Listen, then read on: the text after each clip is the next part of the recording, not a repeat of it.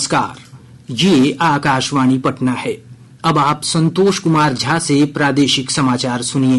पहले मुख्य समाचार। श्रद्धा और भक्तिपूर्ण माहौल में आज श्रद्धालुओं ने अस्ताचलगामी सूर्य को पहला अर्घ्य अर्पित किया। कल उदीयमान सूर्य को अर्घ्य अर्पित करने के साथ ही 4 दिवसीय महापर्व का अनुष्ठान संपन्न हो जाएगा। पटना में गंगा नदी के घाटों पर श्रद्धालुओं की भारी भीड़ उमड़ी। मुख्यमंत्री नीतीश कुमार और भारतीय जनता पार्टी के अध्यक्ष जेपी नड्डा ने स्टीमर से छठ घाटों का किया निरीक्षण। उच्चतम न्यायालय का आदेश, सरकारी नौकरियों में नियुक्ति के लिए भर्ती के निर्धारित नियमों में बीच में किसी प्रकार का फेरबदल नहीं किया जा सकता।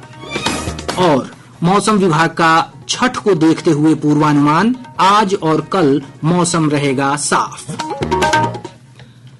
अब समाचार विस्तार से।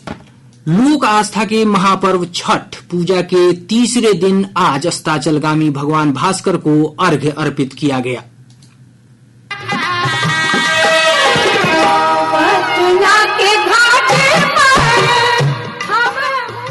मुख्यमंत्री नीतीश कुमार ने अपने सरकारी आवास पर भगवान भास्कर को अर्घ्य अर्पित किया और राज्यवासियों की सुख, शांति और समृद्धि के लिए प्रार्थना की। दोपहर बाद से ही लोगों का विभिन्न छठ घाटों पर छठ के मधुर गीत गाते हुए गाजे बाजे के साथ छठ घाटों पर पहुंचने का सिलसिला जारी रहा। पटना में गंगा नदी के घाटों पर श्रद्धालुओं की भारी भीड़ उमड़ी। गंगा, गंडक, कोसी, बागमती, सरयू, महानंदा सहित अन्य नदियों के किनारे छठ घाटों पर लाखों की संख्या में श्रद्धालु अर्घ्य अर्पित करने के लिए पहुंचे थे। पटना शहर में सबसे अधिक श्रद्धालुओं की भीड़ गंगा नदी किनारे छठ पूजा के लिए पहुंची। शहर में गंगा के किनारे 160 घाटों पर विशेष व्यवस्था की गई है। पूरे राज्य में छठ का उत्साह देखते ही बन रहा है।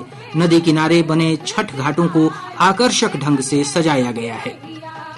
कल सुबह उगते सूर्य को अर्घ्य अर्पित करने के साथ ही इस महापर्व का 4 दिवसीय अनुष्ठान संपन्न हो जाएगा। हमारे संवाददाताओं ने खबर दी है कि तालाबों, पोखरों के किनारे भी घाट बनाए गए हैं। व्रत कर रहे कई लोगों ने अपने घरों के बाहर तथा छतों पर भी अस्थायी जलाशय बनाकर अर्घ्य अर्पित किया।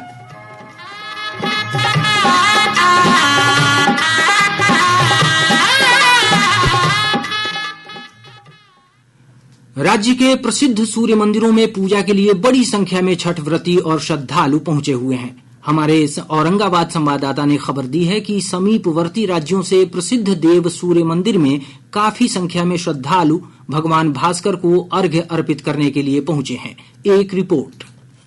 औरंगाबाद जिले के ऐतिहासिक और धार्मिक स्थल देव के पौराणिक सूर्य कुंड में आज कार्तिक छठ व्रत के अवसर पर करीब 10 लाख छठ व्रतियों और श्रद्धालुओं ने अस्ताचलगामी सूर्य को अर्घ्य अर्पित किया। देव की सदियों से चली आ रही परंपरा के अनुसार यहां अर्घ्य अर्पित करने का सिलसिला दोपहर से ही शुरू हो गया था।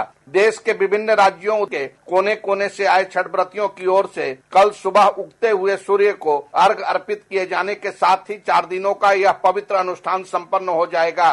लोक मान्यता है कि देव में छठ व्रत करने से इस अवसर पर भगवान सूर्य देव की साक्षात उपस्थिति की रोमांचक अनुभूति होती है और यहाँ के पौराणिक सूर्य कुंड में अर्घ्य अर्पित करने से मनोवांछित कामनाओं की पूर्ति होती है। आकाशवाणी समाचार के लिए औरंगाबाद से कमल किशोर। नवादा से हमारे संवाददाता ने खबर दी है कि हड़िया सूर्य मंदिर में भी काफी संख्या में श्रद्धालु भगवान भास्कर की पूजा अर्चना के लिए पहुंचे हैं। एक रिपोर्ट। नवादा जिले के हड़िया स्थित द्वापर युगीन सूर्य मंदिर के समीप बड़ी संख्या में छठ व्रतियों ने अस्ताचलगामी सूर्य को अर्घ्य प्रदान किया। छठ व्रती हड़िया के प्राचीन सरोवर में स्नान किया। उसके बाद ठेकुआ, ईख, मूली, केला, सेव, बतासा के साथ भगवान भास्कर को अर्घ्य प्रदान किया। इस सूर्य मंदिर के समीप बिहार के अलावा सीमावर्ती झारखंड के लोग भी अर्घ्य प्रदान करने के लिए पहुँचे हैं। हड़िया सूर्य मंदिर द्वापर युगीन माना जाता है। धार्मिक मान्यता है कि सूर्य मंदिर का निर्माण भगवान श्री कृष्ण के पुत्र सांब ने कराया था। आस्था है कि हड़िया सूर्य मंदिर परिसर के सरोवर में स्नान करने और भगवान भास्कर की पूजा अर्चना करने से उनकी हर मनोकामनाएं पूरी हो जाती है। आकाशवाणी समाचार के लिए नवादा से अशोक प्रियदर्शी।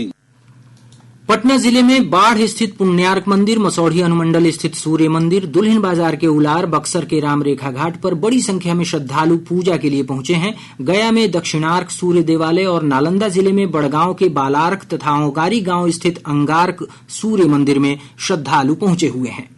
मुख्यमंत्री नीतीश कुमार और भारतीय जनता पार्टी के अध्यक्ष जेपी नड्डा ने टीमर से छठ घाटों का निरीक्षण किया। इस मौके पर उप मुख्यमंत्री सम्राट चौधरी, विजय कुमार सिन्हा और भाजपा प्रदेश अध्यक्ष डॉक्टर दिलीप जायसवाल भी मौजूद थे। इधर नेता प्रतिपक्ष तेजस्वी प्रसाद यादव और राजद सुप्रीमो लालू प्रसाद ने भी स्टीमर से गंगा घाटों का निरीक्षण किया। राष्ट्रपति, उपराष्ट्रपति, प्रधानमंत्री, राज्यपाल राजेंद्र विश्वनाथ आर्लेकर और मुख्यमंत्री नीतीश कुमार ने छठ पूजा के अवसर पर देशवासियों और विदेश में रह रहे भारतवंशियों को शुभकामनाएं दी हैं। छठ पर्व को लेकर प्रदेश भर में सुरक्षा के व्यापक प्रबंध किए गए हैं। सभी छठ घाटों पर पुलिस बलों के साथ साथ एनडीआरएफ और एसडीआरएफ की भी तैनाती की गई है। इसके अलावा छठ घाटों पर प्राथमिक चिकित्सा, शौचालय, शुद्ध पेयजल और पार्किंग की व्यवस्था की गई है।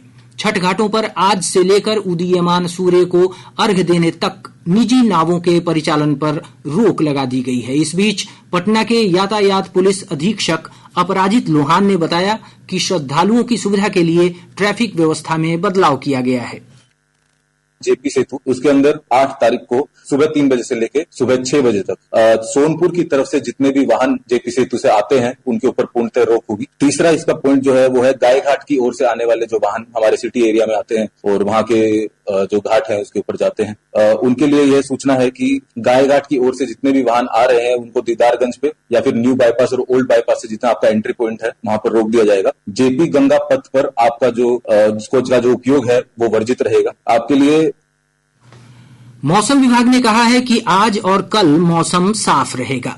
मौसम केंद्र पटना के वैज्ञानिक ने छठ महापर्व को देखते हुए राज्य के विभिन्न इलाकों के सूर्योदय के बारे में जानकारी दी है। प्रदेश में कोई विशेष मौसमी सिस्टम नहीं होने के कारण अगले 5 दिनों के दौरान मौसम शुष्क बने रहने एवं सुबह के समय प्रदेश के उत्तरी एवं पूर्वी भागों में हल्के से मध्यम स्तर का कुहासा एवं शेष भागों में सुबह के समय धुंध छाए रहने का पूर्वानुमान है। राज्य के प्रमुख जिलों का कल के सूर्योदय का समय इस प्रकार है: पटना 6:02, औरंगाबाद 6:04, बांका 5:54, कटिहार 5:52।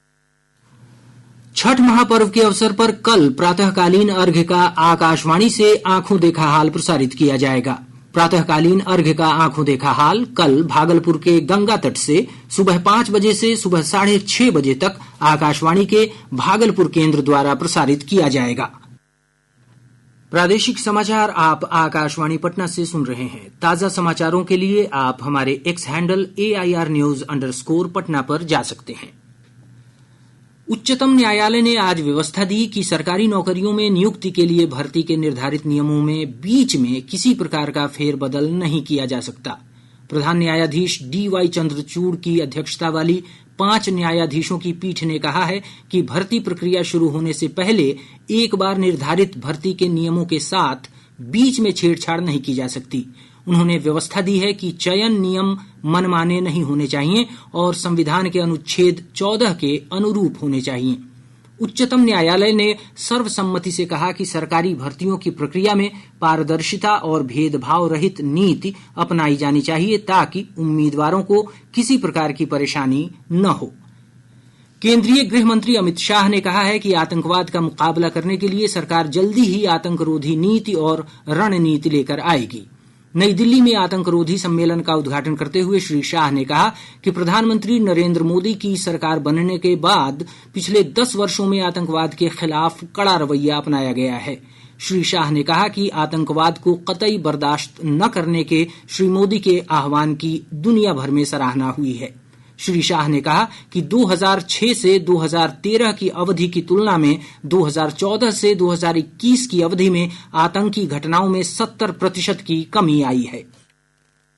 10 साल के अंदर आतंकवाद के खिलाफ एक ठोस रणनीति लेकर भारत सरकार चली है। मोदी जी का एक घोष वाक्य जीरो टॉलरेंस अगेंस्ट टेररिज्म, ये न केवल भारत समग्र विश्व ने आज स्वीकार किया है। भारत के अंदर टेररिज्म के खिलाफ लड़ने की एक मजबूत इकोसिस्टम खड़ी हुई। 10 साल के काम का विहंगावलोकन करें तो संतोषजनक चित्र हमारे सामने खड़ा हुआ है। विख्यात लोक संगीत गायिका शारदा सिन्हा का आज पटना के गुलबी घाट पर राजकीय सम्मान के साथ अंतिम संस्कार किया गया। शारदा सिन्हा के पुत्र अंशुमान सिन्हा ने पार्थिव शरीर को मुखाग्नि दी। इस मौके पर लोक गायिका के प्रशंसक, उनके चाहने वाले और बड़ी संख्या में आम लोग उपस्थित थे। पूर्व केंद्रीय मंत्री रामकृपाल यादव और अश्विनी कुमार चौबे भी लोक गायिका के अंतिम संस्कार में शामिल हुए। भाजपा के राष्ट्रीय अध्यक्ष और केंद्रीय स्वास्थ्य मंत्री जेपी नड्डा लोक गायिका शारदा सिन्हा के पटना के राजेंद्र नगर स्थित उनके आवास पर जाकर उन्हें श्रद्धांजलि दी। श्री नड्डा ने कहा कि लोक गायिका शारदा सिन्हा ने जो पहचान बनाई है उसे कभी नहीं भुलाया जा सकता। महान लोक गायिका को श्रद्धांजलि अर्पित करने का सिलसिला जारी है। कला और संगीत जगत के कई नामचीन कलाकारों ने संगीत के क्षेत्र में उनके योगदान को याद किया है। कला और संस्कृति जगत के सदस्यों ने महान लोक गायिका शारदा सिन्हा के निधन पर गहरा दुख व्यक्त किया। जानी मानी गायिका कल्पना पटवारी ने आकाशवाणी समाचार से बातचीत में कहा कि ये पूरबिया संस्कृति के लिए बहुत बड़ी क्षति है। तो शारदा जी का तो ममत्व है, वो गायन है उनका, और एक गायन नहीं है, सिर्फ एक कल्चरल एम्बेसडर की तरह है ना। वो कल्चरल एम्बेसडर तो हमेशा वो रहेगी। शारदा सिन्हा के करीबी सहयोगियों में से एक संगीतकार अर्जुन चौधरी ने कहा कि वे लोक संस्कृति और समाज के लिए सच्ची ध्वजवाहक थीं। जो हमारे समाज में कुरीतियां हैं, जैसे गिरमिटिया कानून था, जिसके अंतर्गत हमारे यहाँ के मजदूर विदेशों में जाके मजदूरी करते थे अपने घर परिवार से दूर, तो उनका गाना एक बहुत ही प्रसिद्ध हुआ था।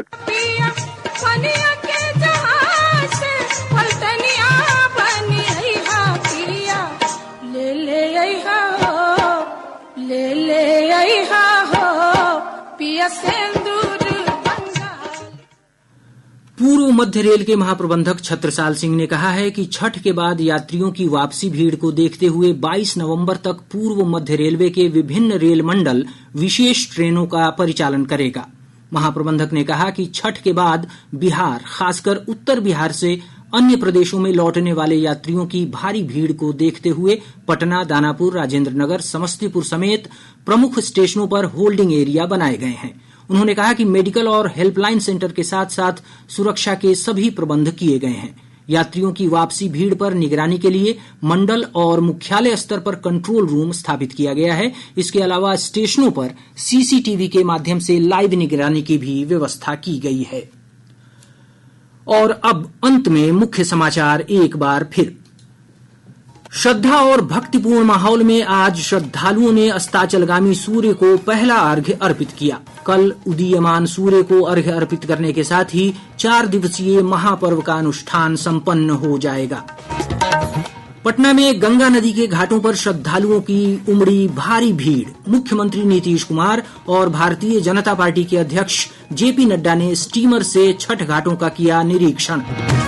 उच्चतम न्यायालय का आदेश, सरकारी नौकरियों में नियुक्ति के लिए भर्ती के निर्धारित नियमों में बीच में किसी प्रकार का फेरबदल नहीं किया जा सकता। और मौसम विभाग का छठ को देखते हुए पूर्वानुमान, आज और कल मौसम रहेगा साफ। इसके साथ ही आकाशवाणी पटना से प्रसारित प्रादेशिक समाचार का ये अंक समाप्त हुआ।